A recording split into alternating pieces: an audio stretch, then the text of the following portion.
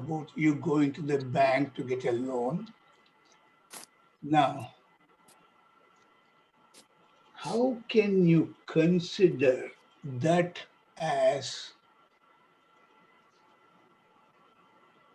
an yajna or an Ishvara's order? How do you consider that? How do you consider which act? The one act you went to a bank to get a loan for somebody, Yeah. and you were given a runaway, and is that Ishvara's order? Is that, how can you consider that as an yajna? Yeah. So at any given moment, we see what is dharma. We see what is dharma. And the dharma at that time was told me that I must do something at that moment. And so I did what I did. Now, how is that? How do you see Ishvara in this? Well, dharma itself is not separate from Ishvara. I must remember that. When I do this act, I recall that. Because dharma is also a law. Like every law, that ophthalmology I gave you, that is also a set of laws with his Ishvara and Devata. And so here dharma also is Ishvara. That is why, and you can visualize Rama when you think of dharma, because Ramayana, it is said, Ramaha Vigrahavan Dharmaha. Correct? So when dharma has hands and legs, then how will dharma look like? Dharma will look like Bhagavan Sri Rama, because he is an epitome of dharma. So when you visualize Rama and say, this is dharma, I have to do this, and you do whatever it is, and accept whatever else comes as prasada, then continuously Ishvara is being seen. It is an yajna, because I did what I was supposed to do, and I saw Ishvara in the process, because dharma is Ishvara, and I am going along with Ishvara. And then outcome, zero outcome, no use. And I mean, no use, I won't say. The outcome was nil, did not what I wanted. And so that is also prasada. And so therefore prasada buddhya, that is because Ishvara is involved. Whatever comes, it comes from Ishvara. Therefore it's Ishvara all the way. From the beginning to end, it's Ishvara. Therefore from the beginning to end, it's yajna. On the other hand, can you say that the banker or the teller is following a set of rules, which is Ishvara's rules for him, and he is following the rules. So it is Ishvara's order. Yeah. I didn't comment anything about the banker at all. I was only telling my side of the No, story. I am looking at the banker's viewpoint. Is that Ishvara's order? Banker's view, yeah, he does whatever he is told to do. Yeah, very much he's going by the book. And so he is neither committing a papam nor he is committing a punyam. He is neither getting neither of those. And so we are not worried about him. And he may be doing what he is supposed to be doing. And hopefully he did not lie. Hopefully he did not hide something from me. And if he did, then that's his problem. Yeah. And so all that goes with him. But as far as I am concerned, well, I have to, my action becomes a yajna if Mm, I did everything cheerfully, if I did mm. not shout at him, if I did not get angry in the process, and threw tantrums in the bank and this and that, then I've lost track of Ishvara. Whatever it is, if I have to argue with somebody, I will argue. And but I don't have to get abusive and things like that. So everything is part of the order, and I have Ishvara in view throughout Ishvara in view. Because as I enter the bank itself, I have to expect anything. Outcome can be anything. And this time the outcome was pretty easy. It got over just like that. I didn't waste any time. The bank manager was right there. And that is prasada. Because tell me how quickly in India you want to see the bank manager, you have to wait a long time. So I got it done fast. And that bank manager was a young man. and he wasted no time in giving me the answer, and so it all got done within 2 minutes. I was out of the bank. I had a discussion with him. What do you what because I wanted to have a discussion. What should we do with all these poor people? We got these people. You are State Bank of India, and you are the biggest nationalized bank. And so if you can't help these people, who is going to help? No, sir, and this, that. They give you all these excuses. They don't expect these kinds of questions. And so I had a little fun. Whatever fun I could have, I had. So, but yeah, leaving aside what he did and what he did not do, what I did, did I convert my action into yajna? That is the most important thing here, and hope this way of looking at it help me convert my action into a yajna. Correct? Yeah. Thanks. Okay. So Jayakumar Vijayji, ji, go ahead. 1 minute. Okay, go ahead, Sundariji. Yeah. and may not be directly connected with this topic. What are vasanas and how are they connected with our ragodveshas? Yeah. So technical word, vasana. Vasana means there are certain propensities, certain inclinations that come along with our birth, along with us. Okay. So I may so some certain desires, certain so even at a young age, if a child has inclination to music, classical music, that's vasana. Samskara. Sometimes we use samskara, the word samskara. Vasana, generally that word we use for things that are not desirable. Generally. Desirable, we say samskara. Oh, that boy and that girl is singing so well at the age of 3. When you say, then there is samskara, purvajana samskara. Then this boy has a tendency to hurt others, constantly beating and pinching and hitting and kicking. And even though, there is no reason for that, then some vasana is there from the past, something negative. So we call that as vasana. So there are things that inclinations we have, despite our best interests.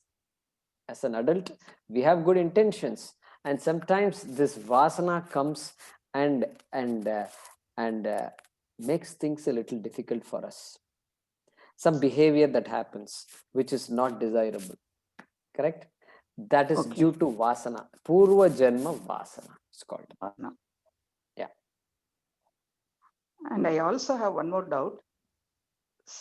Chitananda Rupaha Shivoham or Chitananda Rupam Shivoham. I have heard both. Which is right?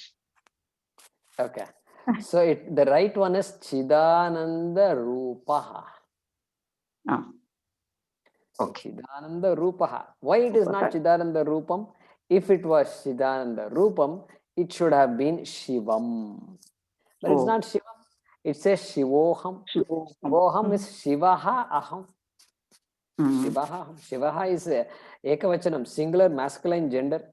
Therefore, this Chidananda Rupa also has to be Ekavachanam, masculine gender. Yeah. Therefore, it has to be Rupaha, not Rupam. Rupaha. Okay. Good. I'm glad you're paying attention to these things. It is because of the Sasyam I joined, no? How's the class? Yeah, and very nice and busy doing my homework. Okay, good. Hope you enjoy it. Yeah, Vijayji, go ahead. Yeah.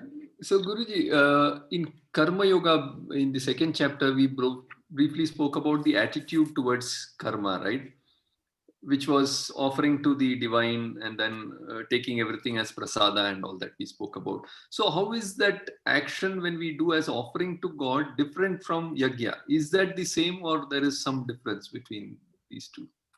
Yeah, so it is actually the same thing. But here the word yajna is used to help us visualize that that act of offering. Previously, we said offering to Ishvara, offering to Ishvara. Okay, but here the word yajna brings that offering live, makes it live, correct? Because we know what a yajna is. At least physical ritual, we know what it is. We offer it, and so that word yajna makes that Ishvararpana buddhi alive. It brings it alive. And also, So I it think maybe does it explain some grand scheme of things as to how things fall in place for things to happen? Something like that, is it? Yeah, I mean, the grand scheme of things is always there.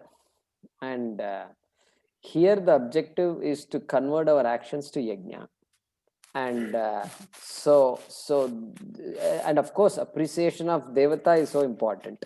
Appreciation of Ishvara in every phenomenon. Every phenomenon. Yes. So we talked about this aquatic ecology, the terrestrial ecology and atmospheric ecology, astronomical ecology, and finally the cosmic ecology. So it's a grand scheme, and the ecology of dharma.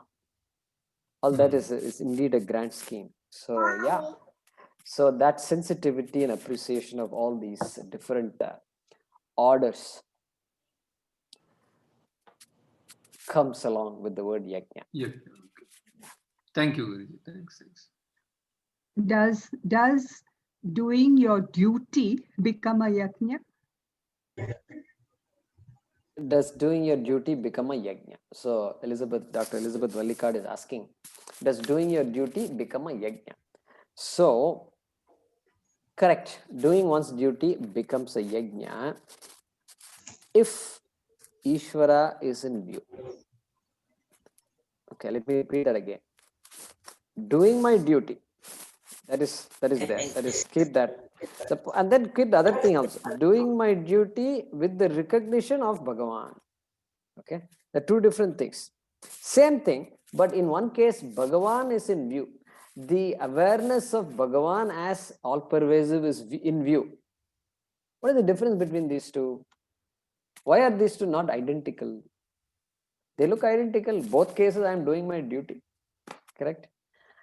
Then, doing my duty is important, no doubt. But then, doing my duty alone, if I do, I'm going to get my punya. No doubt I'll get punyam. And punyam will give me better births.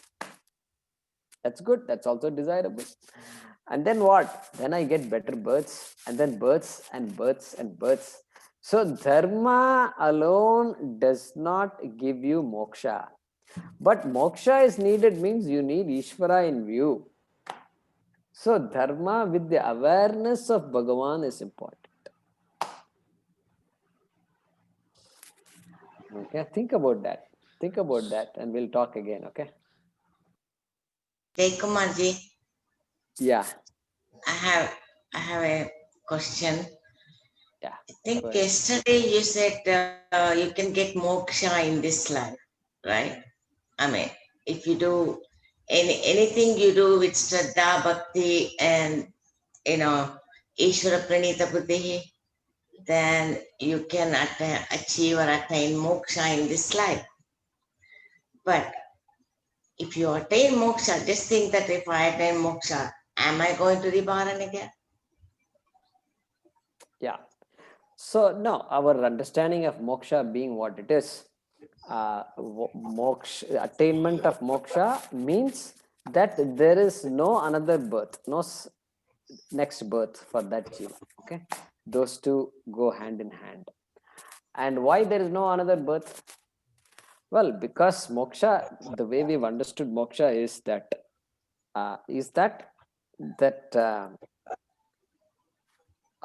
I am bound because of ignorance. Ignorance of who I am. And what is moksha? Moksha is knowledge of who I am. And once the knowledge is there, there is no more doership, there is no more jivatvam, in fact, is not there. So the bank account is there, but the owner of the bank account is deceased. Nobody to own up the money. The money is sitting in the bank. Fellow is gone without a will. Without a will, is gone. So it all belongs to the state now. Belongs to the country. Correct? And so like that, all our karma is gone. Nobody to hold on, nobody to own up that karma. That's how we look at it. Okay. Okay. Thank you. Okay. All right. Good. So we'll pause with that. Let's see. There are a couple of messages here. Okay.